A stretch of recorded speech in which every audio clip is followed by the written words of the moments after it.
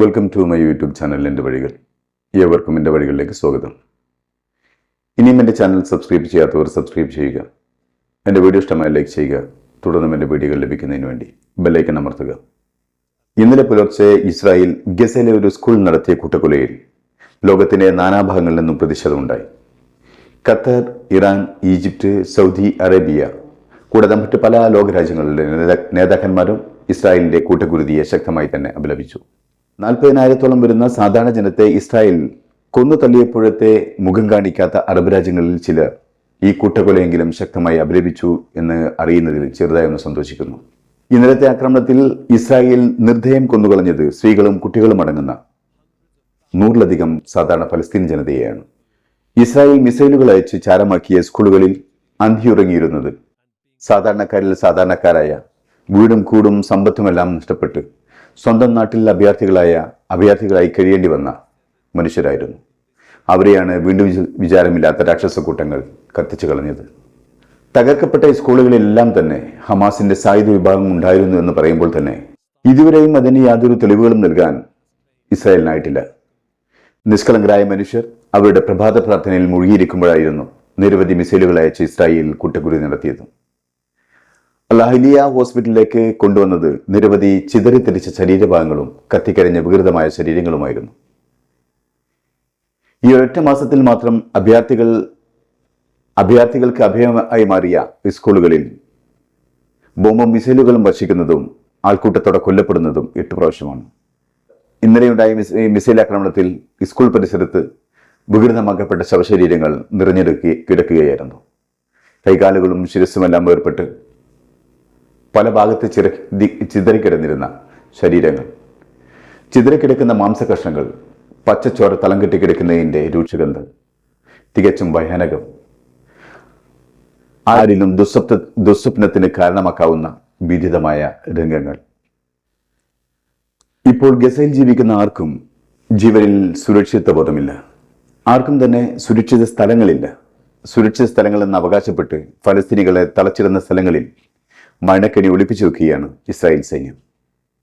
ഖത്തറും ഈജിപ്തും അമേരിക്കയും കൂടി മുന്നോട്ട് വെച്ച വെടിനിർത്തൽ കരാർ, അതിന്റെ ഹമാസിന്റെ ഭാഗത്തു നിന്നുള്ള മീഡിയേറ്ററായ ഇസ്മായിൽ ഹനിയയുടെ കൊലപാതകത്തിന് ശേഷവും ഈ ആഗസ്റ്റ് 15-ന് ആ വെടിനിർത്തൽ കരാർ പുനരുജ്ജീവിപ്പിക്കാൻ ശ്രമിക്കുമ്പോഴാണ് ഇസ്രായേലിന്റെ ഭാഗത്തു നിന്നും ഇത്രയും വലിയൊരു ക്രൂരത വീണ്ടും ഉണ്ടാകുന്നത്.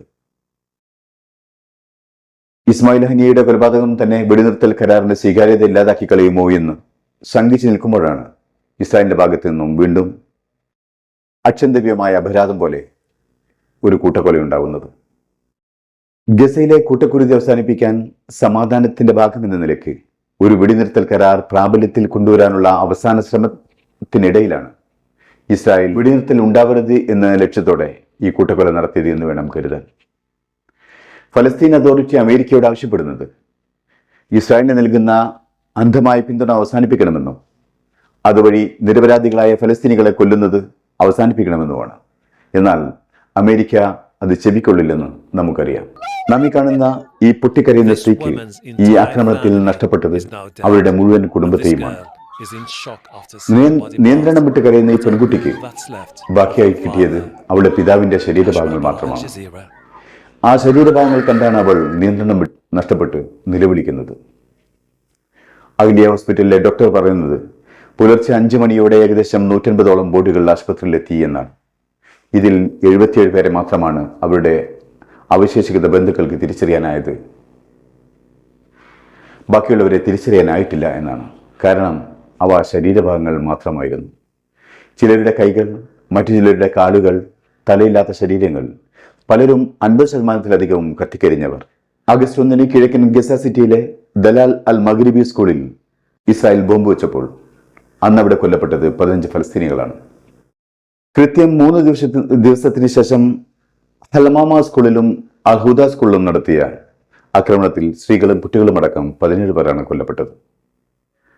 ആഗസ്റ്റ് 4-ന് വീണ്ടും ഇസ്രായേലി യുദ്ധവിമാനങ്ങൾ ബോംബിട്ടത് അൽ നാസർ സ്കൂളും ഹസൻ സലിമീൻ സ്കൂളുമായിരുന്നു. അവിടെയും കൊല്ലപ്പെട്ടത് 30 സാധാരണ ഫലസ്തീൻ ജനതയാണ്. ആഗസ്റ്റ് 8-ന് ഇസ്രായേൽ യുദ്ധവിമാനങ്ങൾ ബോംബിട്ട് തകർത്തത് അൽ ഫതഹ ഹമുദ സ്കൂളും സഹറ സ്കൂളുമാണ്. അവിടെയും കൊല്ലപ്പെട്ടത് 17ഓളം ഫലസ്തീനികളാണ്. ഇപ്പോൾ ആഗസ്റ്റ് 10 ഈ ദിവസം ഇസ്രായേലിന്റെ മിസൈലുകൾ വീണ് സ്കൂളുകൾ തകർത്തപ്പോൾ കത്തിത്തീർന്നത് 150ഓളം വരുന്ന ജീവനുകളാണ്.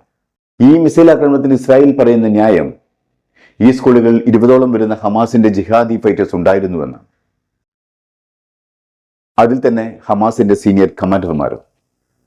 എന്നാൽ ഇതിനൊന്നും വ്യക്തമായ തെളിവുകളോ സാക്ഷികളോ ഒന്നും തന്നെയില്ല. വെറും ന്യായീകരണങ്ങൾ മാത്രം. ഫലസ്തീൻ ജനതയെ കൊല്ലുന്നതിന് വേണ്ടിയുള്ള ന്യായീകരണങ്ങൾ മാത്രം. ഇസ്രായേലിന്റെ വീണ്ടും വിചാരമില്ലാത്ത ആക്രമണത്തിന്റെ പശ്ചാത്തലത്തിൽ ഹമാസ് പ്രതികരിച്ചത് ഇസ്രായേലിൽ തുറന്നുകൊണ്ടിരിക്കുന്ന ഈ ആക്രമണ പരമ്പരകൾക്കിടയിൽ ഇനിയൊരു വെടിനിർത്തൽ കരാർ അംഗീകരിക്കുന്നതിനോ ഒപ്പുവെക്കുന്നതിനോ സാധ്യതയില്ലെന്നാണ്.